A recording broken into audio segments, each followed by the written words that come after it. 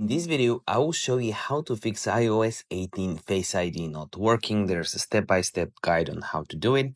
There's a few things you can do. The first thing is you want to make sure you go on your settings. By the way, hit the like button and also comment down below if you still have any questions whatsoever. And comment down below which country are you watching this video from.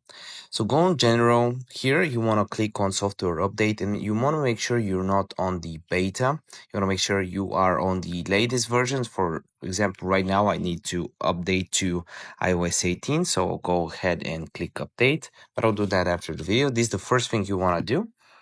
The next thing you want to do is you want to go down. If this doesn't help, and just restart your phone. So you want to click shutdown and then turn on your phone again. If that doesn't work, you want to go ahead and click transfer or reset iPhone, reset all content and settings, and then make sure you reset that. And the next thing you can do is go ahead and click on settings and then go to Face ID and passcode. Type in the passcode.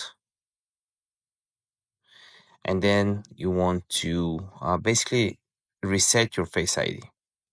So these are most of the things you can do. If you still have the issue, comment down below. I would love to help you out. See you next